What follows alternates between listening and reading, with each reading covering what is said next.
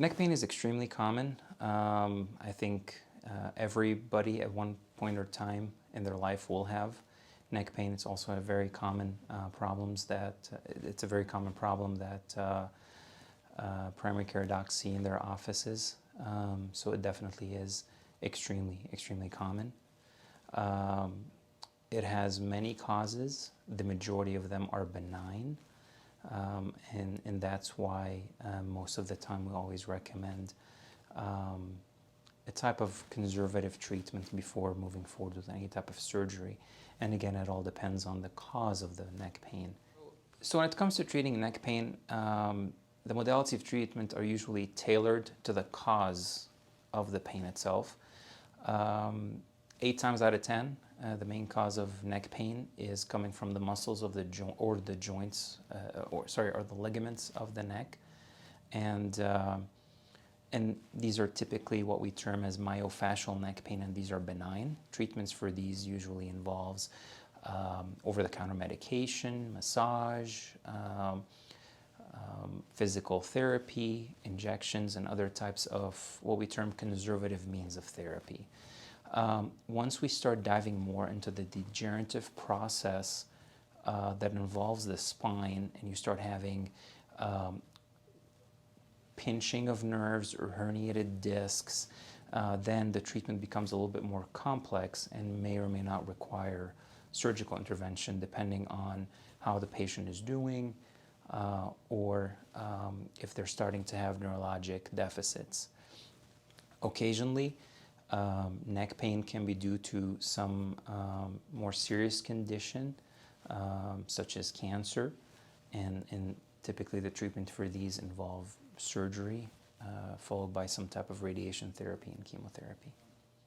Most of the time, patients come into a neurosurgeon after they have failed a course of conservative therapy.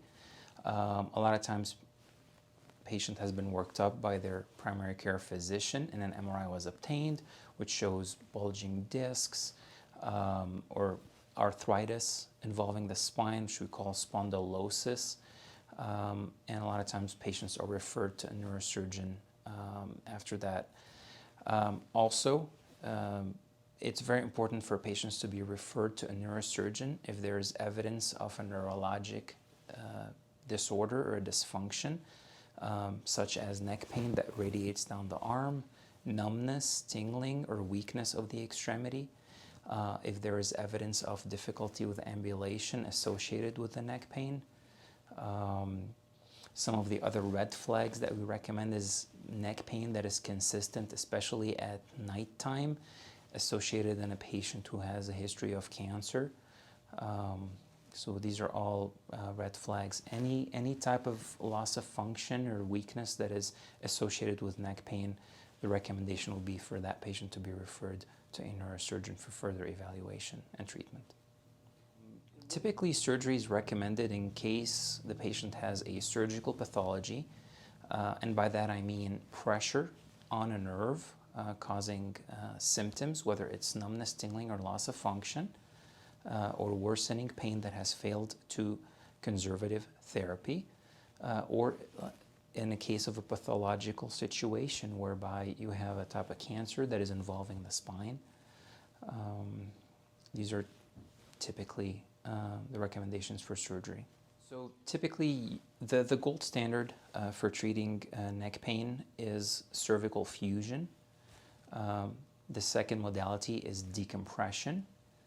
And recently we have disc replacement surgery. Again, every treatment modality is tailored to the pathology that the patient has. Occasionally you can recommend either or, but most of the time we tend to tailor our treatment to the actual problem at hand. And that's where an evaluation by a neurosurgeon who will review the patient's symptoms, review the patient's imaging is key to be able to recommend one treatment versus the other.